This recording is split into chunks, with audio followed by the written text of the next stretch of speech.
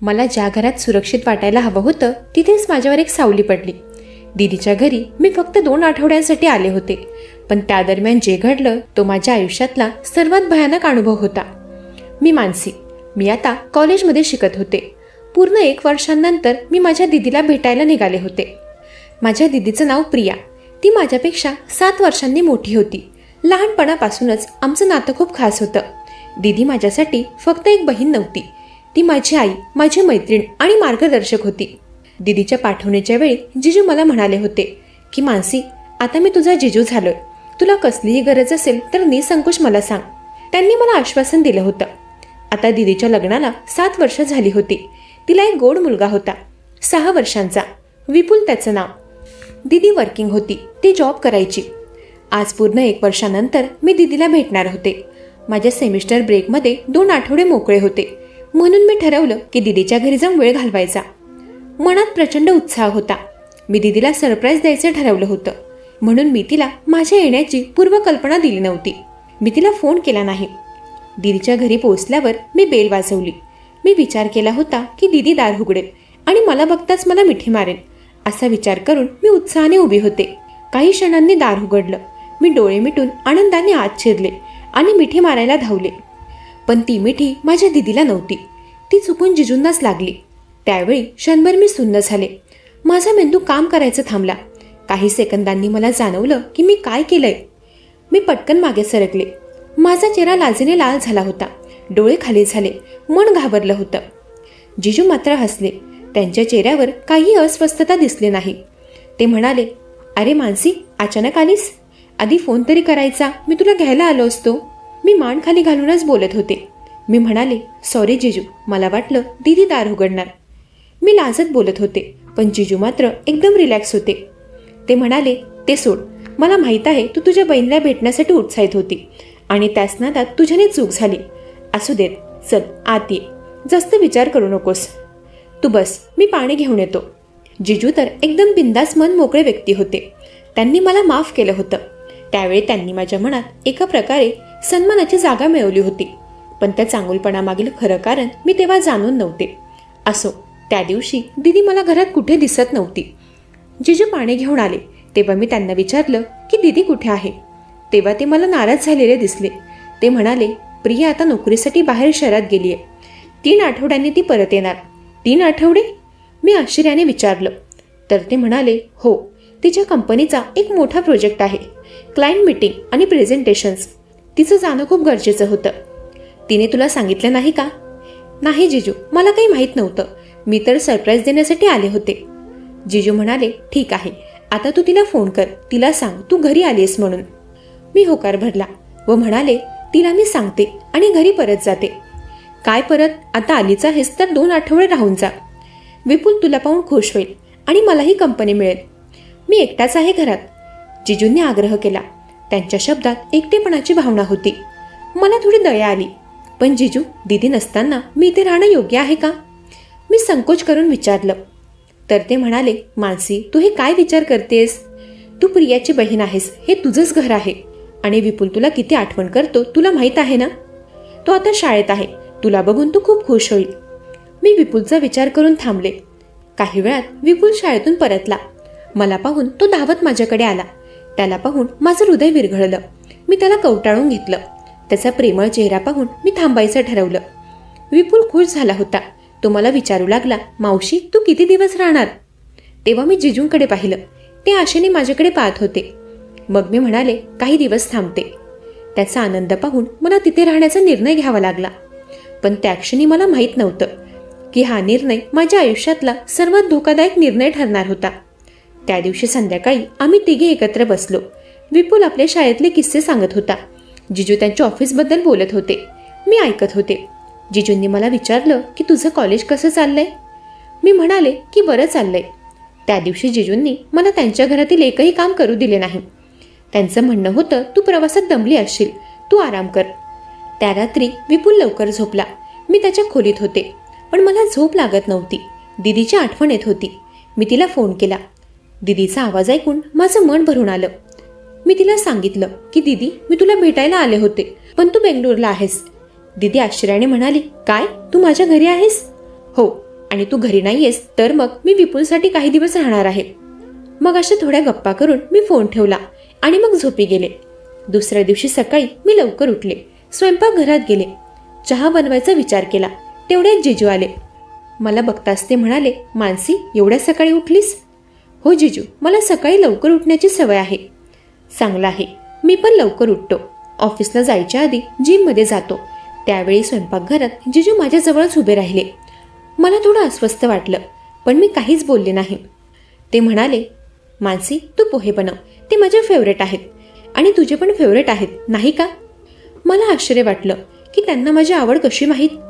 मी त्यांना त्याबद्दल विचारलं तर ते म्हणाले, हो अरे प्रियाने मला तुझी आवड सांगितली होती. तिने तुझ्या सर्व आवडीनिवडी माझ्याशी शेअर केल्या आहेत. तेव्हा मी स्मित हास्य केलं आणि पोहे बनवायला सुरुवात केली. थोड्याच वेळात आम्ही तिघे एकत्र बसून नाश्ता केला. मग नाश्ता झाल्यावर विपुल शाळेला निघाला. जिजू ऑफिसला जायला तयार होत होते. जाताना ते म्हणाले, मानसी तुला काही काम असेल तर सांग, मी संध्याकाळी लवकर घरी येतो. मी नाही म्हणूनही ते म्हणाले की तुला बाहेर कुठे फिरायला जायचं असेल तर मला कळव, मी लवकर येईन. त्यांनी आग्रहाने सांगितलं. ते गेल्यावर मी घरातल्या गोष्टी व्यवस्थित लावत होते. दीदीचं घर खूप सुंदर होतं, प्रत्येक वस्तू नीटनेटकी ठेवलेली. दुपारी मला जिजूंचा फोन आला. त्यांनी विचारलं की तू जेवलीस का? माझा अजून स्वयंपाक राहिला होता. मी त्यांनाही तेच सांगितलं. तर ते म्हणाले, नाही नाही तू जेवण बनवू नकोस, मी आणतो बाहेरून, तुला काय आवडेल खायला तेवढं सांग. मी नकार दिला. तर ते म्हणाले की तू पाहुणी आहेस, तू घरी आल्यापासून मी तुझा नीट पाहुणचारही करू शकलो नाही. आज मी लवकर येतो आणि येताना तुझ्या आवडीचा काही आणतो. त्यांनी इतका आग्रह केला की मी नाही म्हणू शकले नाही. संध्याकाळी जिजू खरंच लवकर घरी आले. त्यांच्या हातात खूप सारे पार्सलचे डबे होते. ते पाहून मी म्हणाले की जिजू इतकं सगळं कशाला? त्यावर ते म्हणाले, अरे स्पेशल ओकेजन आहे, तू इतक्या दिवसांनी आलीस आणि प्रियाही घरी नाहीये म्हणून मीच तुझी काळजी घेतो. आम्ही बोलतच होतो, तोच विपुल घरी आला. मग रोजप्रमाणे आम्ही तिघं एकत्र जेवायला बसलो. रात्री विपुल झोपला. त्यानंतर जिजू खोलीत आले. ते म्हणाले, मला कॉफी हवी आहे, तू जरा बनवतेस का? त्यांनी मला 2 कप कॉफी सांगितली. त्यांचं म्हणणं होतं की मीही त्यांना कंपनी द्यावी. मग थोड्याच वेळात मी कॉफी घेऊन घराच्या बाल्कनीत गेले. कॉफी पित असताना जिजू गप्पा गोष्टी करत होते. त्यांनी मला माझ्या अभ्यासाबद्दल विचारलं. कॉलेज कसं चाललंय, पुढचा काय विचार आहे? मग म्हणाले, मानसी लग्नाचं काही प्लॅनिंग आहे का? हो आई बाबा पाहतायत, पण अजून तरी मला कोणीही पसंत नाहीये. माझं ते उत्तर ऐकून त्यांनी विचारलं की तुला कसा मुलगा हवाय? मला तो प्रश्न थोडा वैयक्तिक वाटला, पण मी सभ्यपणे उत्तर दिलं. म्हणाले, मला असा मुलगा हवाय जो समजूतदार असेल, काळजी घेणारा असेल आणि महत्त्वाचं म्हणजे कुटुंब जपणारा. ते ऐकून जिजू हसत म्हणाले, म्हणजे माझ्यासारखा? तेव्हा मी हसले, पण ते हसणं जबरदस्तीचं होतं. मला त्यांचा प्रश्न आणि कमेंट थोडं अयोग्य वाटलं, पण मी विचार केला की कदाचित ते फक्त मज्जा करतायत. पुढचे काही दिवस असेच गेले. जिजू दररोज माझ्याशी जास्त वेळ बोलू लागले. विपुल शाळेत असताना आम्ही दोघे घरात असायचो. ते त्यांच्या आयुष्याबद्दल, त्यांच्या समस्यांबद्दल बोलू लागले. एके दिवशी दुपारी ते लवकर घरी आले. सुरुवातीला बळच इकडच्या तिकडच्या गप्पा केल्या आणि मग हळूच म्हणाले, मानसी मला तुझ्याशी काही बोलायचं आहे. तेव्हा मी थोडी घाबरले. मी विचारलं की काय झालं जिजू? ते म्हणाले, तुला माहिती आहे का प्रिया किती किती दिवसांनी घरी येते ते? मी म्हणाले, हो माहिती आहे, ती 3 आठवड्यांनी येणार आहे. मी म्हणाले, हो माहिती आहे, ती 3 आठवड्यांनी येणार आहे ना? हो, पण हे एका वेळेचं नाहीये, हे असं नेहमीचं होतं. ती नोकरीत इतकी गुंतलेली असते की घर, मुलगा, नवरा तिला काहीच दिसत नाही. जिजू उदास आवाजात बोलत होते. मला त्यांना काहीच उत्तर देता आलं नाही. ते पुढे म्हणाले, तुला माहिती आहे मानसी, विपुलला सकाळी तयार करणं, त्याच्या गरजा पूर्ण करणं, त्याच्या शाळेच्या मीटिंग्सला जाणं, हे सगळं मीच करतो. प्रियाकडे तर वेळच नाही परिवारासाठी. मी दीदीची बाजू घेऊन म्हणाले, पण जिजू दीदी खूप मेहनती आहे, तिला तिचं करिअर महत्त्वाचं आहे आणि ती घरकाम पण करतेस ना. ते म्हणाले, तू तिची बहीण आहेस म्हणून तिला सपोर्ट करतेस, हे स्वाभाविक आहे, पण सत्य हे आहे की या घरात मी भावनिकदृष्ट्या एकटाच आहे. बोलत असताना त्यांचे डोळे ओलसर झाले होते. मला त्यांची दया आली, पण काहीतरी चुकीचं वाटत होतं. जिजू तुम्ही दीदीशी बोला ना, तिला तुमच्या भावना सांगा, कम्युनिकेशन खूप महत्त्वाचं असतं. मी त्यांना सल्ला दिला. त्यावर ते म्हणाले, मी बोललोय पण ती ऐकत नाही. ती म्हणते, अभिजित तुम्ही ओव्हर रिॲक्ट करताय. मी माझं काम करते आहे, पण मानसिक काम आणि कुटुंब यात बॅलन्स असायला हवा ना. मी मी होकारार्थी मान हलवली. ते पुढे म्हणाले, तू खूप समजदार आहेस मानसी. तुझ्याशी बोलल्यावर मला बरं वाटते. तू प्रियापेक्षा जास्त मॅच्युअर आहेस. काही दिवसांसाठी घराची जबाबदारी जिजूंवर आली होती, म्हणून ते जरा मानसिकरित्या थकलेले जाणवत होते. मी त्यांना समजावत म्हणाले, जिजू असं बोलू नका. दीदी खूप जबाबदार आहे आणि तुम्ही दोघांनी एकत्र बसून या गोष्टीवर बोलायला हवं. माझं बोलणं ऐकून जिजू काही क्षण शांत राहिले. मग ते उठले. म्हणाले, तू बरोबर बोलतेस. मी उगाच इमोशनल होतोय. असे तुला सांगून काय फायदा? काहीही झालं तरी तू मला थोडी समजून घेणार. तू तर तुझ्या दिदीचीच बाजू घेणार ना. एवढं बोलून ते तिथून निघून गेले. त्या रात्री मी दिदीला फोन केला. मी तिला विचारलं की दीदी, तुझ्यात व जिजूंमध्ये सगळं ठीक आहे ना? दीदी गंभीर झाली. म्हणाली, हो, आमच्यात सगळं ठीक आहे. पण तू हे का विचारतेस? काही झालं का?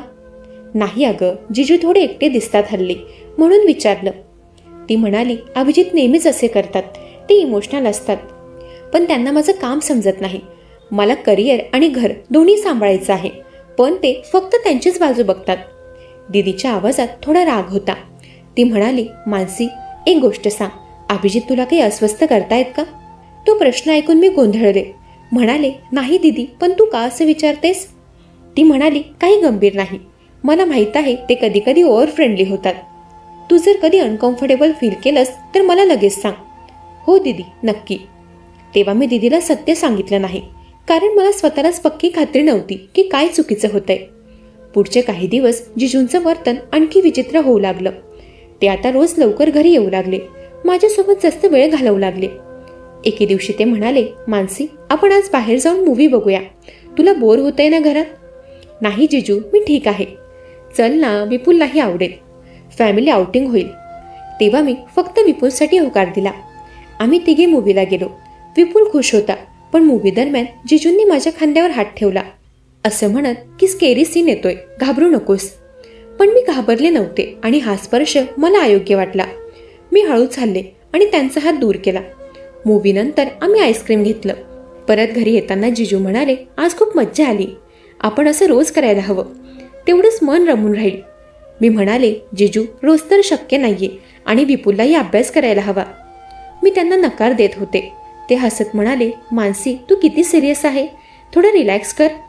मी त्यांच्या बोलण्यावर जराही रस दाखवला नाही. त्या रात्री विपुल झोपल्यावर जिजू पुन्हा माझ्याशी बोलू लागले. ते म्हणाले, मानसी, तुला माहितीये तुझी कंपनी मला किती आवडते ते. जिजू, मी झोपते आता, मी थकले आहे, असं म्हणून मी त्यांना टाळायचा प्रयत्न केला.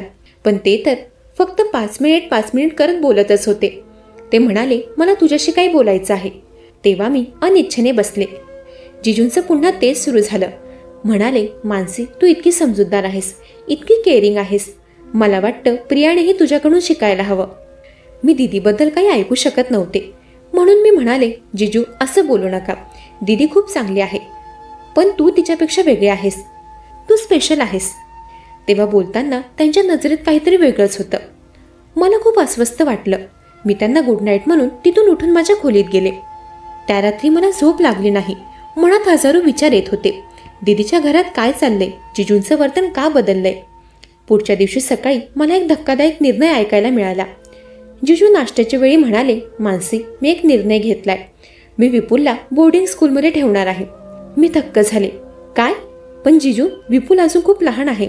तो आता 7 वर्षांचा होतोय. त्याला इंडिपेंडन्स मिळायला हवं आणि चांगल्या बोर्डिंग स्कूलमध्ये त्याचा सर्वांगीण विकास होईल.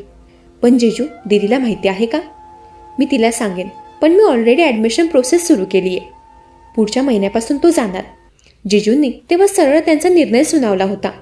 बहुतेक त्यांनी दीदीला काहीही सांगितलं नव्हतं.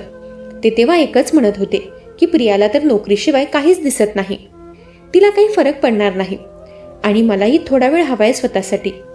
मला जिजूंचा खरा हेतू समजू लागला.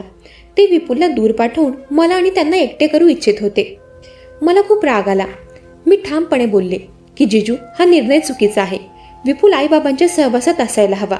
त्याला बोर्डिंग स्कूलमध्ये पाठवणं योग्य नाहीये. मानसी, तू या गोष्टी समजत नाहीयेस. माझा निर्णय झालाय. पण जिजू, दीदीला विचारा तरी किमान. मी सांगेन तिला, तू टेन्शन घेऊ नकोस. एवढं बोलून ते तिथून निघून गेले. पण मला खात्री होती की जिजूंचा निर्णय पूर्णपणे स्वार्थी आहे. त्या दिवशी दुपारी मी गुपचूप दीदीला फोन केला. दीदी, तुला माहिती आहे का जिजू विपुलला बोर्डिंग स्कूलमध्ये पाठवणार आहेत? दीदी शांत राहिली. काही क्षणानंतर ती म्हणाली, हो, त्यांनी सांगितले. आणि तू मान्य केलंस? नाही मानसी, मी विरोध केला, पण अभिजित ऐकत नाहीयेत. ते म्हणतात हे विपुलच्या भल्यासाठी आहे. पण दीदी, हे चुकीचं आहे. मला माहीत आहे मानसी, अभिजित आणि माझ्यात गेल्या काही महिन्यांपासून खूप प्रॉब्लेम्स आहेत. आम्ही काउन्सिलिंग पण घेत आहोत. ते ऐकून मला धक्का बसला. काय? तुम्हाला कधी सांगितलं नाहीस?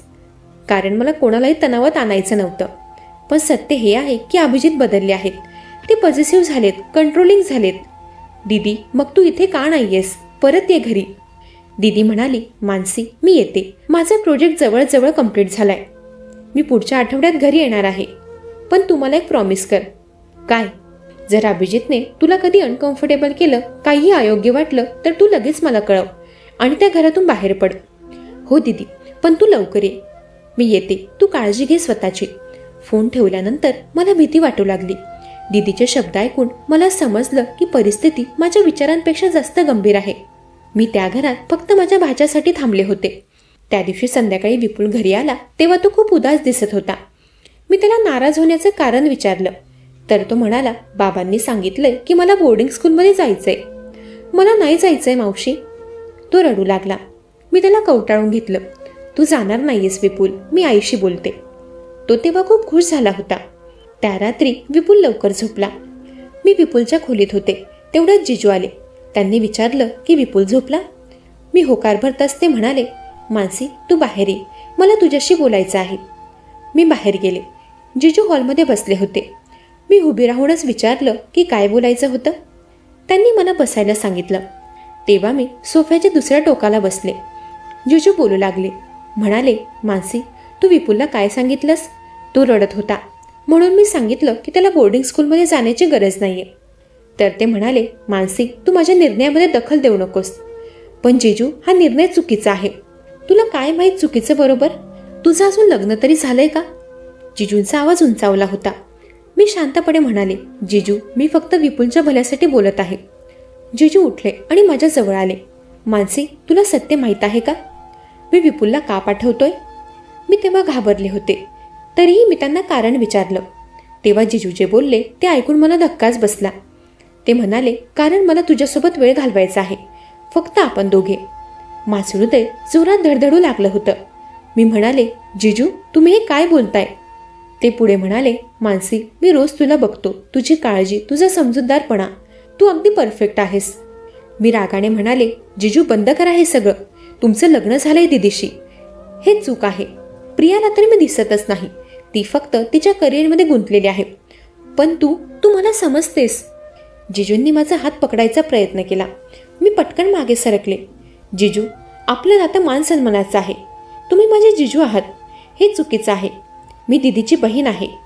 मानसी, प्लीज, मला एक संधी दे. मी तुला खुश ठेवू शकतो. मला आता खरंच भीती वाटू लागली. मी म्हणाले, मी उद्या घरी जाते. मला इथे राहायचं नाहीये. मानसी, शांत हो. नाही, तुम्ही माझ्याजवळ येऊ नका. तेव्हा मी पळतच विपुलच्या खोलीत गेले. आतून दार लावलं. माझे हात थरथरत होते. डोळ्यातून अश्रू ओघळत होते. मी लगेच दीदीला फोन केला, पण तिचा फोन स्विच ऑफ होता. मला काय करायचं समजत नव्हतं. त्या रात्री मी एक क्षणही झोपले नाही. दाराजवळ चेअर ठेवून खोली बंद ठेवली. विपुल शांतपणे झोपला होता. मी ठरवलं, सकाळ होताच मी या घरातून निघणार आहे. दुसऱ्या दिवशी पहाटे 5 वाजता मी उठले. हळूच विपुलला न जागवता मी माझं सामान पॅक करू लागले. तेवढंच विपुल जागा झाला. मावशी, तू कुठे जाते? त्याने घाबरून विचारलं. मी त्याला सांगितलं की मला घरी जायचंय. माझ्या आईबाबांना माझी आठवण येते. तो म्हणाला, पण तू आठवडाभर राहणार होतीस ना मावशी? हो, पण अर्जंट काम आलंय. विपुल रडू लागला. मावशी, मला सोडून जाऊ नकोस. मला बाबांचं वर्तन समजत नाहीये. आईही घरी नाहीये आणि आता तूही जाणार. माझं मन तुटत होतं, पण मला माझी सुरक्षा महत्वाची होती. विपुल, मी लवकरच परत येते, प्रॉमिस. आणि तुझी आई पण येणार आहे लवकर. असं म्हणत मी विपुलला मिठी मारली आणि बाहेर आले. जिजू स्वयंपाकघरात होते. त्यांनी विचारलं, मानसी, इतक्या सकाळी कुठे निघालीस? मी घरी जाते. आई बाबा आजारी आहेत. मी खोटं बोलले होते. ते म्हणाले, मी तुला सोडतो रेल्वे स्टेशनवर. मी नाही म्हणाले. तर ते म्हणाले, मानसी, काल रात्रीच्या गोष्टींसाठी मला माफ कर. मी इमोशनल झालो होतो. तू चुकीचं समजलीस. प्लीज मानसी थांब, आपण बोलूया. नाही, आणि मी दीदीला सगळं सांगणार आहे. माझं बोलणं ऐकून जिजूंचा चेहरा रागाने लाल झाला. ते म्हणाले, तू तिला काय सांगणार? मी काहीच चुकीचं केलं नाहीये, फक्त माझ्या भावना व्यक्त केल्या. तुमच्या भावना अयोग्य होत्या आणि विपुलला बोर्डिंग स्कूलमध्ये पाठवण्याचं खरं कारण मला माहीत आहे. तेव्हा मी घाबरत होते, पण तरीही धैर्याने बोलले. त्यांनी माझा हात पकडला. तू कुठेही जाणार नाहीयेस. मी ओरडले की सोडा माझा हात. माझ्या आवाजाने विपुल धावत आला. म्हणाला, बाबा मावशीला सोडा. त्याला पाहून जिजूंनी माझा हात सोडला. मी पटकन दार उघडलं आणि बाहेर पडले. बाहेर मी बुक केलेली टॅक्सी आलीच होती. मी कारमध्ये बसले आणि निघाले. माझे हात थरथरत होते, पण मी सुरक्षित होते. घरी पोहोचल्यावर आई बाबा आश्चर्यचकित झाले. आईने विचारलं की मानसी, तू इतक्या लवकर परत कशी आलीस? मी रडू लागले. तिला मी सगळं सांगितलं. ते ऐकून आई बाबा शॉक झाले. म्हणाले, आम्ही अभिजितला सभ्य माणूस समजत होतो. आई म्हणाली, तू प्रियाला कळवलंस का? आई, दीदीचा फोन स्विच ऑफ आहे. मी काल रात्री ट्राय केला. बाबा म्हणाले, मग आता आम्ही तिथे जातो. तेव्हा मी बोलतच होतो तेवढ्यात दीदी स्वतः आमच्या घरी आली. मी धावत तिच्याकडे गेले. दीदी माझ्याकडे पाहून समजली की काहीतरी गंभीर घडलंय. मी तिलाही सगळं सांगितलं. दीदीचा चेहरा ऐकता ऐकता पांढरा पडला. मला माफ कर मानसी, मला माफ कर. दीदी रडू लागली. ती म्हणाली, मला शंका होतीच. मला माहीत होतं अभिजित बदलले आहेत, पण मी कधी विचार केला नव्हता की ते इतके मर्यादा ओलांडतील. आई म्हणाली, प्रिया, तुला अभिजितबद्दल काय बोलायचं आहे? तेव्हा दीदीने सत्य सांगितलं. ती म्हणाली, मला गेल्या 6 महिन्यांपासून अभिजितच्या वर्तनात बदल जाणवत होता. ते पॉझिटिव्ह होऊ लागले होते. माझा फोन चेक करायचे. माझ्यासोबत कोणी पुरुष कलिग बोलला तर रागवायचे. माझ्या कपड्यांवर कमेंट करायचे. मला वाटलं कदाचित ते स्ट्रेसमध्ये असतील. त्यांच्या ऑफिसमध्ये काही प्रॉब्लेम्स होते, पण हळूहळू परिस्थिती बिघडू लागली. ते विपुलशी पण योग्य वागत नव्हते. त्याला नेहमी शिक्षा करायचे, त्याच्याशी कमी बोलायचे. मग मी काउन्सिलरकडे गेले. काउन्सिलरने सांगितलं की हे आत्मकेंद्रित स्वभावाचे लक्षण आहेत. असे लोक फक्त स्वतःच्या गरजा, स्वतःच्या भावना बघतात. दुसऱ्यांच्या फिलिंग्सची काळजी घेत नाहीत. दुसऱ्यांवर भावनिक दबाव टाकून त्या व्यक्तीला आपल्या मर्जीनुसार वागवतात. अभिजितही असेच वागू लागलेत. मला अभिजितबद्दल पुरावे हवे होते, लिगल ॲक्शनसाठी. म्हणून मी घरात हिडन कॅमेराज लावले. दीदीचं बोलणं ऐकून आम्ही सगळे शॉकमध्ये होतो. ती म्हणाली, हो, स्वयंपाकघरात, दिवाणखान्यात, सगळीकडे मी कॅमेरे लावले होते. मी रोज रात्री रेकॉर्डिंग्स पाहिजे आणि मला सगळं दिसले. अभिजित मानसीशी कसे वागले, काय बोलले, सगळं मी पाहिलंय. मग तू लगेच का आली नाहीस? बाबा रागाने तिला म्हणाले. कारण मला लॉयरचा सल्ला हवा होता. मला घटस्फोट हवा होता आणि विपुलची कस्टडी. त्यासाठी मजबूत पुरावे हवे होते. दीदीचे डोळे भरून आले. ती माझ्या जवळ आली. म्हणाली, मला माफ कर, पण काल रात्री माझा फोन बॅटरी डेड झाला होता. सकाळी जेव्हा ऑन केला तेव्हा मला तुझे 45 मिस कॉल दिसले. मी लगेच समजले की काहीतरी गंभीर घडलंय. मी प्रोजेक्ट सोडला आणि लगेच निघाले. मला माफ कर मानसी, मी तुला धोक्यात टाकलं. पण मला सगळे पुरावे हवे होते, जेणेकरून अभिजित कधीच परत माझ्या किंवा विपुलच्या जवळ येऊ शकणार नाही. मी दीदीला मिठी मारली. म्हणाले, दीदी, तुझी काही चूक नाही. तू जे केलंस ते योग्य होतं. दुसऱ्या दिवशी दीदी लॉयरसोबत कोर्टमध्ये गेली. घटस्फोटाची केस दाखल केली. तिने सगळे पुरावे सादर केले. जिजूंनी खूप विरोध केला, पण पुरावे इतके मजबूत होते की कोर्टने तात्काळ निर्णय दिला. विपुलची टेम्पररी कस्टडी दीदीला मिळाली. अजून त्यांची केस चालू आहे, पण माझी दीदी व तिचा मुलगा त्या संशय माणसाच्या तावडीतून मुक्त झाले. याचा आज आमच्या कुटुंबाला समाधान आहे. मंडळी, कशी वाटली कथा? ऐकत रहा मनाचे बोल.